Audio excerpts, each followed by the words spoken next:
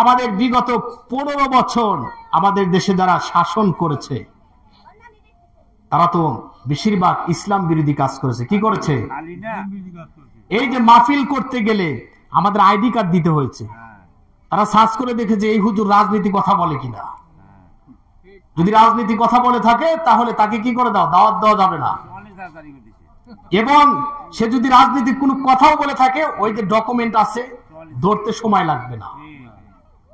144 দ্বারা আপনি বলতেছেন এটা তো কোরআন নাজিলের প্রথমেও করেছিল কাফেরেরা, কিন্তু যতদিন পৃথিবী থাকবে ততদিন কোরআনের কথা চলবে ইনশাআল্লাহ। কিভাবে আল্লাহ তাআলা বলছেন, বান্দা তোমাদেরকে সবকিছু দেবার পরেও শুধুমাত্র আমি কেবলমাত্র একমাত্র তোমাদের কাছে চেয়েছি আমার কুদরতি ভাই সেজদা দিবা। এর জন্য আমি তোমাদের সবকিছু উপকরণ দিয়েছি। পৃথিবীতে যা কিছু আছে সবকিছু মানুষের উপকারের জন্য দিয়েছেন কে?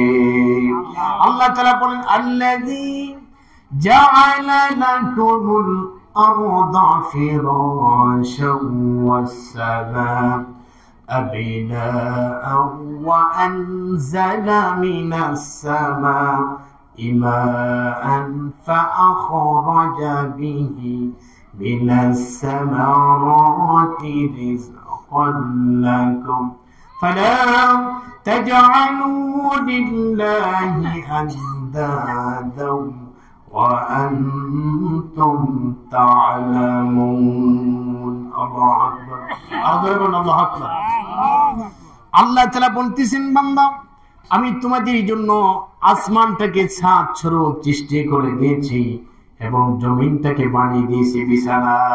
সুবহানাল্লাহ পড়ে। এবং ওই আকাশ থেকে যখন যতটুকু প্রয়োজন আমি আল্লাহ তাআলা বৃষ্টি বর্ষণ করে থাকি। সুবহানাল্লাহ পড়ে। কিভাবে? আপনি দেখবেন চৈত্র মাসে জমিগুলো রোদের তাপে ফেটে চৌচির হয়ে যায়। আমরা তখন আল্লাহকে বলি, আল্লাহ একটু বৃষ্টি দাও। চাই কি চাই না? আল্লাহ বলেন এই মরা জমিনটাকে তাজা বানানোর জন্য, ওই জমিতে যৌবন দান করার জন্য আমি আল্লাহ তাআলা আকাশ থেকে যেখানে যতটুকু প্রয়োজন বৃষ্টি বর্ষণ করে থাকি। দেখা যাবে আপনার এই যে এইখানে বৃষ্টি হচ্ছে, এই বাজারে বৃষ্টি হয় না, এমন হয় কি হয় না? এটা আল্লাহ তাই বলতেছেন যেখানে যতটুকু প্রয়োজন আমি আল্লাহ তাআলা কি করে থাকি, বৃষ্টি দিয়ে থাকি। সুবহানাল্লাহ পড়েন। শুধু তাই নয়, এই বৃষ্টি দিয়ে মরা জমিনটাকে তাজা বানিয়ে এই জমির ভিতর থেকে একই জমির ভিতরে বিভিন্ন রকমের ফসল ফল ফলাতে আমি আল্লাহ তাআলা বান্দা তোমাদের রিজিকের জন্য ব্যবস্থা করে দিয়েছি। সুবহানাল্লাহ। কিভাবে? কারণ আমরা আজকে অনেক মানুষ শিরক করে ফেলি, বলি আমার যদি গাভীটা না থাকতো তাহলে আমার সংসার চলতো না। বলি কি বলি না? সাবধানে কথা বলেও বলবেন না। আবার অনেকজন বলে সন্তান যদি কামাই না করতো আমার সংসার চলতো না। বলি কি বলি না? এই আমরা এই কথাগুলো বললাম আর শিরক করে ফেললাম। কারণ রিজিকের মালিক কে? আল্লাহ। কারণ আল্লাহ বলছে ওয়ামা মিন দাব্বাতিন ফিল আরদি ইল্লা আলাল্লাহি রিজকুহা। আল্লাহু আকবার। আল্লাহ বলছেন পৃথিবীতে বিচরণশীল এমন কোন প্রাণী নাই, এমন কোন প্রাণী নাই যাদের রিজিকের ব্যবস্থা আল্লাহ তাআলা করে না থাকি। সুবহানাল্লাহ। তাফসীর কারকটা বলেছেন সমুদ্রের অতল তলদেশে যেখানে কোনো মানুষের যাওয়া সম্ভবপর নয়, এমন গভীর থেকে গভীরে যদি একটা ছোট্ট কুনি পোকাও থাকে, একটা ছোট্ট প্রাণী থাকে, সেই প্রাণীটার রিজিকের ব্যবস্থা করে থাকেন কে? বিশ্বাস আছে? অতএব আমার মুসলমান ভাইরা, এই কারণে আল্লাহ বললেন বান্দা আমি তোমাদের এত কিছু দেবার পিছনে একটাই কারণ, সেটা হলো শুধুমাত্র আমার হুকুম পালন করবা, আমার কুদরতি বা সেজদা একটু আমার প্রশংসা আদায় করবা। কিন্তু আমরা না করে সবসময় আল্লাহর নাফরমানি মূলক কাজে ব্যস্ত আছে কি নাই? এখানে আল্লাহ তাআলা বললেন যতই নাফরমানি করো, যত যাই করো, কিন্তু একটা সময় আমার কাছে আসতে হবে, কি হবে না? আল্লাহ বলেন কুল্লু নাফসিন যায়িকাতুল মাউত সুম্মা ইলাইনা তুরজাউন। আল্লাহু আকবার। আল্লাহ বললেন প্রত্যেকটা প্রাণীকে মৃত্যুর স্বাদ গ্রহণ করতে হবে।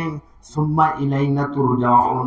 বান্দা আমি তোমাকে ছেড়ে দিয়েছি, 60 বা 70 বা 100 বছর জিন্দেগি দিয়েছি, মন যা চায় তুমি করো, কিন্তু সুম্মা ইলাইনা তুরজাউন। যখন আমরা একটা ঘুড়ি উড়ায় দেই না, এখন তো নাই, আগে দিয়েছে চোল, চিল বা কি কয় আপনার চং, তারপরে ঘুড়ি, চিলা, এগুলো আমরা বলি, তাই না? আকাশে যখন উড়ায় দেয় আমরা কি করি? নাটায় থেকে ধরি, মানে রশি ছাড়তেই থাকি, অনেক দূর চলে যায়, আমরা আনন্দ পাই, তাই না? আবার যখন একটু মেঘ ধরে তখন আমরা কি করি? সেটাকে গোছায় নেই। আল্লাহ বলতেছেন ছেড়ে দিয়েছি 60, 70, 100 বছর জিন্দেগি দিয়েছি, সময় ছেড়ে দিয়েছি, মন যা চায় কর, আমার হুকুম পালন করস নাই। আল্লাহ বলতেছেন সুম্মা ইলাইনা তুরজাউন। একটা সময় আসবে আমার মালাকুল মউত তোকে ধরবে, তখন আমার কাছে তোকে কি করতে হবে? ফিরে আসতে হবে। আমি দড়ি ঢিল দিয়েছি, উঠতে থাক, মন যা চায় কর, কিন্তু একটা সময় আমার কাছে তোকে ফিরে আসতেই হবে।